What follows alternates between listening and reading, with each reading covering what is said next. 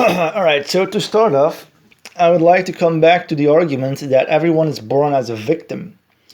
So, to begin with, I did not choose to be born as a white male human being.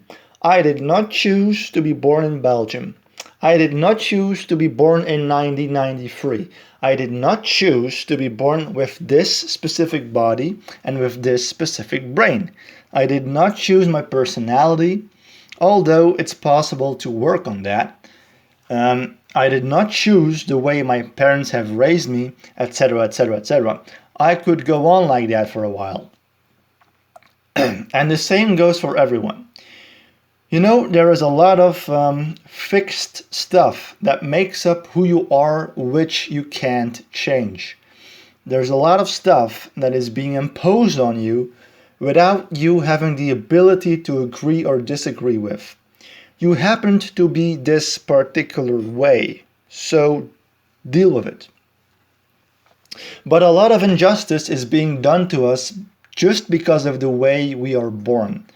For example, people who are born with a black skin in a white dominated Western society will most likely be confronted with racism once in a while. But of course, a black person born in America did not initially choose to be born as a black person in America. So initially, that person is a victim. It's not his fault to be born in that way. And in general, it's nobody's fault to be born the way they are. The only culprit here is birth itself. You know, let's take the example of men versus women. Gender inequality is still problematic.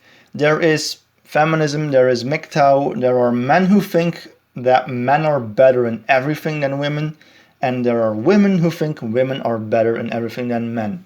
And it's just an endless competition. And I'm sick of it. I'm sick of all these competitions going on between every opposite group. I'm not here to defend manhood just because I am a man. I'm not here to defend millennials just because I happen to be born as a millennial. I'm not here to defend Belgium just because I happen to be born in Belgium. I'm not here to defend myself. I'm here to defend the fact that none of us didn't choose to be born the way we are born. So nobody has the goddamn right to insult someone because of the way he or she was born. Nobody chose to be born in the first place, and nobody chose to be born the way they were born. But of course, people do insult each other for the way they were born, and that's why life is unfair and unequal. I mean, it sucks to be born in a body with an autistic brain and to be bullied and called crazy all the way in high school. I mean, how dare you to give birth to a so-called abnormal person and to let other people make fun of him or her. I know that you don't do this intentionally, but it will most likely happen anyways. And how dare you to insult someone because of something that person didn't choose to be born with?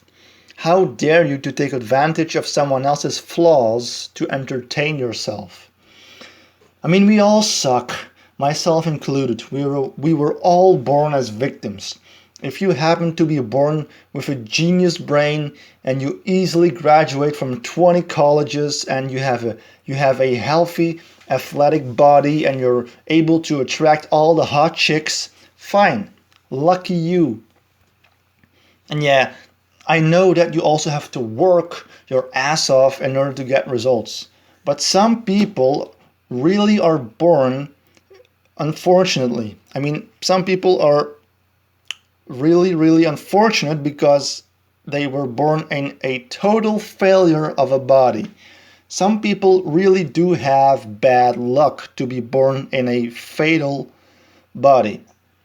And that's what life makes unfair. The fact that some people are unlucky enough to be born with a stupid brain and a weak body. You know? And yeah, we try to help these people and such, but it still sucks mostly. And so my point is again that life is fundamentally unfair. It's an unfair game that we're playing. We don't really desire equality. By creating new people, you are creating different people. You are creating people who are smarter and stupider. You are creating people who are stronger and weaker. You are creating people who are richer and poorer, etc. You are just creating more and more opposites, more and more dualities, more and more polarization, which is the total opposite of equality. There is the inequality between gender, between money, between fame, between the amount of sex partners, between food, between consumption, between land ownership, between taxpayers, between copyrights, between house prices, between college debts, between interest rates, between smokers and non-smokers, between vegan and meat eaters, between natalists and anti-natalists, between atheists and theists, between flat earthers and globe earthers, between countries with oil fields and countries with no oil fields, between countries who legalize cannabis and countries that don't, between left and right parties, between competent and incompetent political leaders, between charity organizations and financial frauds, between honest people and liars, and so on. The list goes on and on and on. It's an endless list of inequalities that have been created as a result of birthing billions and billions of human beings. And still we believe that we can establish a society where equality will prevail. Life is the total opposite of equality. Life is made out of dualities, made out of inequalities, polarization. When you give birth to a new human being, you literally create a different human being. It will look different. It will have a different personality. It will have a different perspective. It will have different opinions, all of which will stand in opposition with someone else who has an opposite perspective and who has opposite opinions. So you are opening the door to conflict, to competition, to inequality. Fuck, we really are stupid to believe in equality as long as we keep popping out new forms of inequalities. And yeah, it's getting better. Some inequalities became more equal. But it's never enough. People will always continue to complain about inequalities. There will always be reasons to complain about. Our brains are designed to detect problems because we want to be good human beings, and in order to be good you need something bad that you can fix, and if there is nothing bad anymore you can't be good anymore. If there are no problems anymore, there is nothing to fix anymore, and so our brains will become bored as fuck, and so we will create new problems out of nothing. New problems which will create new forms of inequality. Again, we don't really pursue equality. We don't really pursue perfection. We need imperfection. We need inequality. We need negativity. We need the bad, because as long as we can fight the bad, we can be good human beings. And that's precisely what we pursue. We don't pursue absolute goodness without badness. We pursue the endless process of fighting bad stuff, because that creates the experience of goodness. Fighting the bad things creates the positive experiences. Whereas a world without badness can't create good experiences. And so that's the whole irony of our morality. We want to destroy the bad, but we need it because without it we can't experience goodness anymore. So most people are complete hypocrites by justifying life and by being against injustice. If you want justice, you first need injustice that you can fight against. The process of fighting against injustice is what is being glorified, and that creates the feeling of being a hero. But in a perfect world without injustice, justice will become so normalized and people will stop paying attention to it.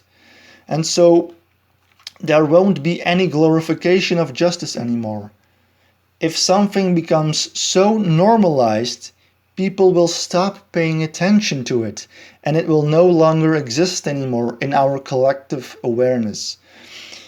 For example, if everybody on Earth stopped being racist, the term racism would eventually stop existing because there is no more need to fight it.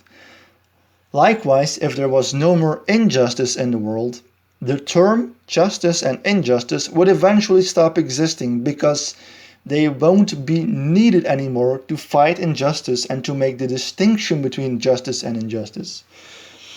In other words, the duality will stop existing. And the same goes for any duality within the context of morality. In a perfect world, every duality or every opposing group will stop existing. All dualities will come to an end. And eventually, even the term morality will come to an end because in a perfect world, immorality doesn't exist. And so the term immorality will vanish, and therefore the term morality will also vanish because there is no more need to make a distinction between morality and immorality. And so basically all dualities will collapse and stop existing, ending up in a total non-existence of dualities or pure non-duality. So if there are no dualities anymore, there is nothing to pay attention to anymore because it's all gone. And if you are incapable of paying attention to anything, your brain will become useless because there is nothing anymore to think about. All problems are solved. There is no more need to think about solutions. And so at this point, your brain will die. Brains are totally useless in a perfect world. Thinking is totally useless in a perfect world. So this is the proof that once you achieve total perfection, you will die. Your brain is no longer necessary anymore. Once you achieve total equality, you will die. That's absolute equality. Non-existence is perfection. So if you want to give birth to a new human being, notice that your child does not yet exist right now. So your child right now is in a state of perfection. Your hypothetical child is in a state where all dualities have collapsed, where all problems are solved, including moral problems, and where total perfection has been achieved. So by bringing your child into existence, you are taking it out of perfection and you're bringing it into our world where we are fighting for perfection. You actually pulled your child out of the thing that we are pursuing. You're pulling it out of perfection, but that's precisely the thing we are ultimately pursuing.